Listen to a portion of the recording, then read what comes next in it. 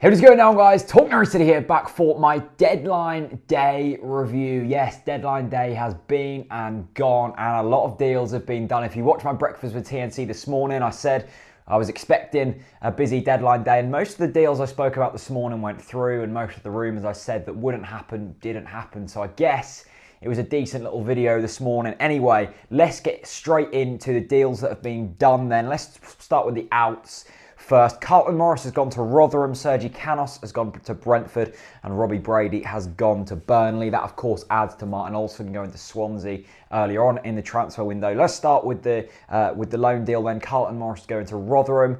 I think it's a decent little deal for Carlton Morris, and I think it's a decent deal for Rotherham as well. You've got Paul Warne up there, local lad to Norwich, Norwich City fan, played at local teams, Wroxham, Yarmouth, I think. Will know Carlton Morris well, would have watched Norwich City a lot, and it's big for Carlton Morris to get championship experience at this stage in his career. We see so many players either make it or break it at this level. I spoke about today that FA Youth Cup team that won. You've got the Murphys who are doing well. You've got Toffolo doing well at Scunthorpe. Hopefully you can add Carlton Morris to that equation. Get 6 months of championship football under his belt. He could come back a completely different player, ready to kick on next season. I still think Carlton Morris has a bright future at this football club, and hopefully that will enable him to do that. I'm working under a manager who will obviously like him and obviously give him game time. As well as that, Rotherham's struggling in the championship, so it's definitely going to be a fight for him. Sergey Callas as well.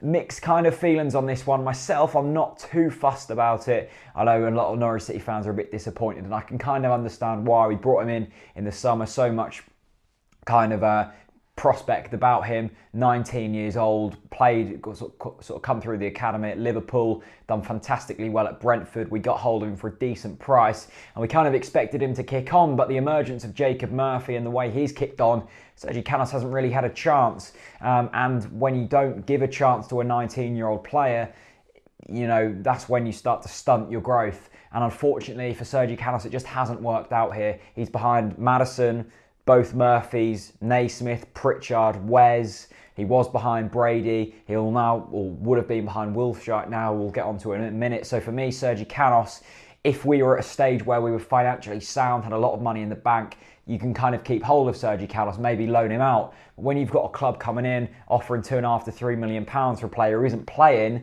as well as that cutting the wage bill a bit, you've kind of got to take it. So for me, Sergey Callas, yeah, would have been lovely to see him make it at Norwich City, but sometimes these transfers just don't work out, and Sergey Callas looks to be one of them. But if there's any Brentford fans watching, I fully expect him to really kick on at Brentford and have a really bright future. So good luck to Sergey Callas. The big one, of course, of the day, Robbie Brady going to Burnley. That deal is undisclosed. It does say, though, that it was a record transfer fee for Burnley, so it will be at least £10.5 million. I'm hearing reports of around the £13 million mark. Now, as well as that, there's rumours of a 25% sell-on fee to Hull. Now, that sell-on fee, we don't know if it's the full transfer fee or the profit yet. I would have thought it was profit. If it was the complete sell-on fee, then Hull are getting a really good deal out of that. But, you know, the same kind of thing with Robbie Brady is he's a great player on his day, but we didn't really see too many of them days that often. He scored 7 goals for Norwich City across something like 60-odd games. He never really kicked on. He started really brightly, had a few great games in the Premier League, but drifted in and out. I don't think it helped that he played a lot of games at left back. He's evidently not a left back and was pretty poor there the times he played there.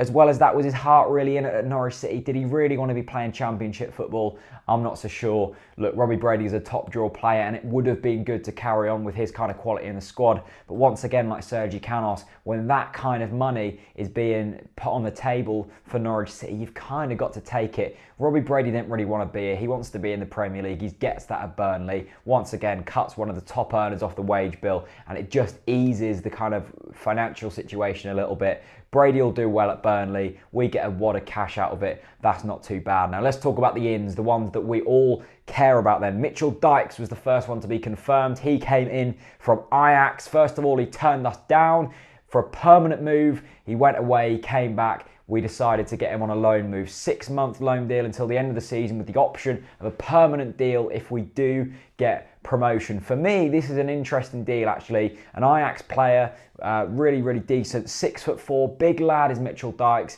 The only worry is he hasn't really played much football since early December. Is he going to be up to much fitness? I'm not too sure. He was in training today. It's obvious that Alex Neil wants to get him ready for the Cardiff game because we don't really have a left back except for him now with Robbie Brady going. So Mitchell Dijks will probably be thrown straight in the deep end. The adjustment from Dutch football, will he be able to do that? It's evident that Mitchell Dijks rates himself and he wants to get this club back in the Premier League. I think that's a really decent bit of business from Norwich City. On the loan deal, not much cash outlaid except for the wages, and I'm really hoping that Mitchell Dijks kicks on. It's interesting to see such a tall wing back who likes to get forward as well, powerful, adds a bit of height from set pieces. He could be dangerous from them, but we are going to have very attacking wing backs now if we do play Ivor Pinter at right back as well. So we'll see how that one goes. And the big one, it was the 11 p.m. signing. Norwich City put it off all day. Jannik Vestergaard.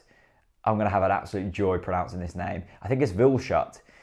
Canary Call is going to be bombarded with mispronounced names. Jannik Vestergaard from Wigan signed right on the deadline day, closing 11 p.m. A £7 million deal for this guy. 25 years old, a winger, was rated fairly highly by Wigan fans. Now, I've heard kind of mixed reports on Vestergaard. A lot of people saying he's fantastic until the end product. A lot of people saying he'll sort of get you on the edge of your seat, get you excited and then not really deliver. Look, at the end of the day, this is a man, a 25-year-old who we've paid £7 million for a decent amount of money. We put a £5 million bid in, so did Derby County. They were both rejected. Vestergaard handed in the transfer request. He picked us over Derby, which is promising because we've seen in recent transfer windows us not be able to pick up the big players because they're picking other teams over us. So that's a positive. At the end of the day, I think that's an improvement in the sort of attacking areas. Will he be able to maybe be played as a striker at some points? He could maybe be able to be kind of put into the Jacob Murphy role and give Murphy a rest. He could be played out on the left with Robbie Brady now being there. Look, it's going to be an interesting one. The same with Mitchell Dijks. I haven't seen too much of him, but from what I kind of have heard and have heard of respective sources, these are two decent signings. So pretty much 2 players in, 3 if you're going to count the Carlton Morris deal, and 2 players.